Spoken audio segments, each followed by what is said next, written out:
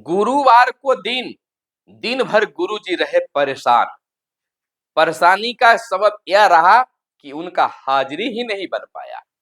कभी बाउंड्री के अंदर तो कभी बाउंड्री के बाहर, तो कभी छत के ऊपर, तो कभी इस रूम में तो कभी उस रूम में दौड़ते भागते नजर आए। बेचैन रहे, डिप्रेशन में रहे, परेशान रहे और शिक्षा विभाग को कोसते रहे कि कब के हमारी दुश्मनी शिक्षा विभाग उतार रही है।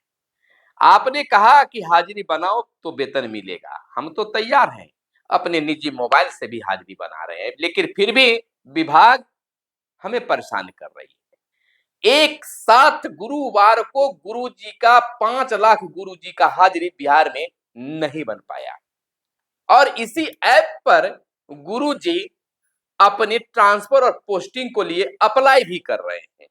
कितना बेहतर, कितना खराब, तमाम चीजों पर करेंगे हम चर्चा। नमस्कार, मैं हूं सुनील और आप इस समय देख रहे हैं बिहार के शिक्षकों के लिए स्पेशल रिपोर्ट।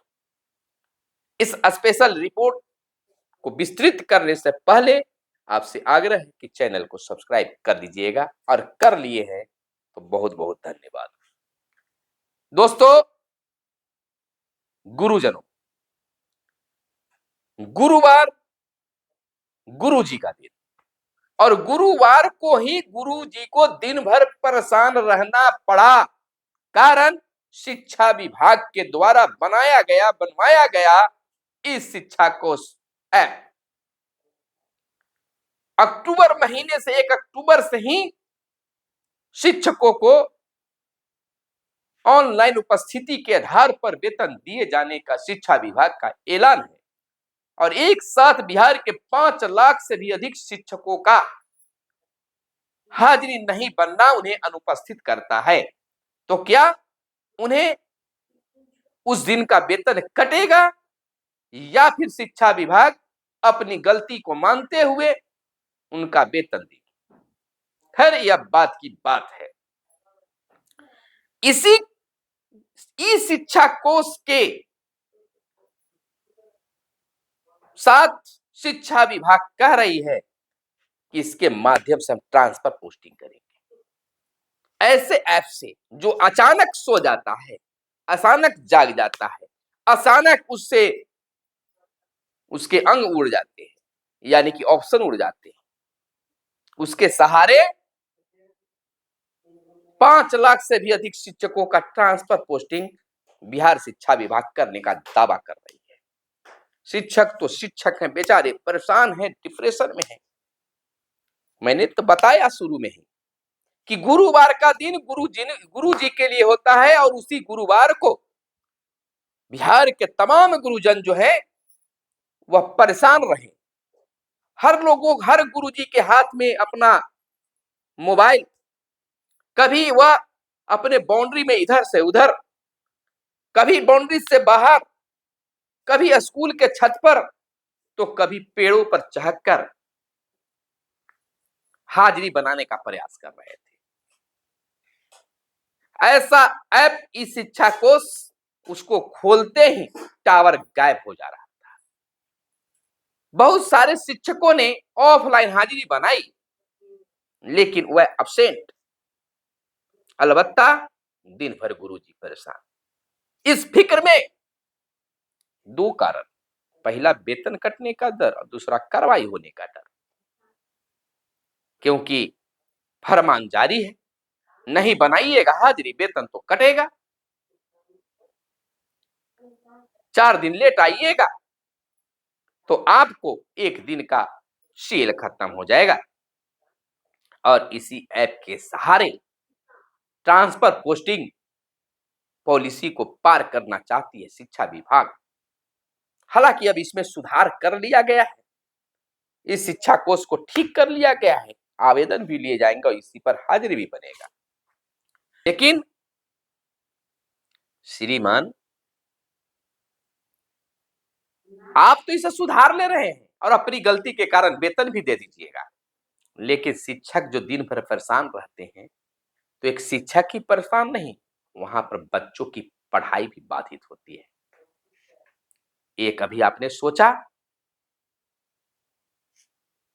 और उनके निजी फोन का आप इस्तेमाल कर रहे हैं। खैर, इस शिक्षा कोष के माध्यम से नियोजित शिक्षकों के पोस्टिंग किया जाएगा। बीपीएससी से बहाल पुराने शिक्षकों को तबादला किया जाएगा, ट्रांसफर किया जा रहा है। देखिए, एक बात निकल कर आई है कि 20 नवंबर को पटना में एक बड़ा आयोजन किया जाएगा और बिहार के मुख्यमंत्री नीतीश कुमार पुराने वाले शिक्षकों को नया शिक्षक बनाकर नियुक्ति पत्र देंगे 20 नवंबर को। क्या बात है, एक ही आदमी को कई बार नया नियुक्त करेंगे, यह तो अलग बात हो गई। खैर, गुरुजी तो परेशान है, डिप्रेशन में है। उन्हें समझावे कौन और समझावे तो कब क्या लेटर शिक्षा विभाग की निकल जाएगी, कहना मुश्किल है। देखिए ना, प्रधान शिक्षक की रिजल्ट जारी किया गया है। 3, 5, 7 में बहाल शिक्षक ये अभी तक कंफर्म नहीं हो पा रहे हैं कि प्रधान शिक्षक में जाएं या नहीं जाएं। हम मिडिल स्कूल के शिक्षक, प्राथमिक विद्यालय के हेड टीचर बनेंगे। अभी हमारा जो या जनवरी में जो हमारा मूल वेतन होगा और वहां हम जनवरी में जाएंगे तो वहां का मूल वेतन 30,500 होगी, तो यहां से भी कम मिलेगा। हम मिडिल स्कूल से प्राथमिक पे चले जाएंगे, हमारा वेतन बहुत कम हो जाएगा। हम इस स्थिति में क्या करें? तो विभाग अपनी गलती को छुपाने के लिए दूसरे के मत्थे मर देती है, शिक्षक को भोगना पड़ता है। शिक्षक इस नाते आगे बढ़ते हैं, सरकार की बात माननी है, नौकरी करनी है तो विभाग और सरकार की बात माननी ही पड़ेगी, बिल्कुल। और लंबी वीडियो ना हो, इसको लेकर हम यह जरूर कहेंगे कि शिक्षकों को इतना मजबूर ना कर दे कि फिर वह 2003 और 5 वाला शिक्षक एकजुटता का परिचय पटना में न दिखाने लगे।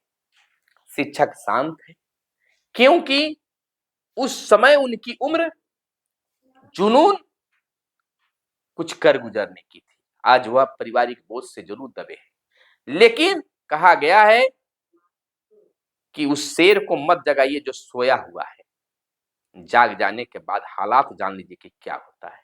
तो शिक्षक शांत हैं, उनको अशांत मत कीजिए, नहीं तो एक बहुत बड़ा संघर्ष शुरू हो सकता है।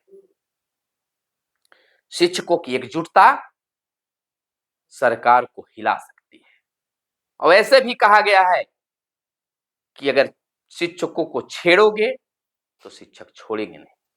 यह इतिहास आते रहा है, जो शिक्षक को परेशान किया है वह खुद अपने आप परेशान हो जाता है। तो अगर आप शिक्षक हैं, हमारी बात कैसी लगी यह जरूर आप बताइएगा कि मैंने क्या कुछ सही कहा या गलत कहा। शिक्षक को इस तरह से परेशान करना छोड़ दीजिए, चाहे जो भी हो, आम लोग हो या खास लोग हो, शिक्षक को परेशान मत कीजिए, मत कीजिए, मत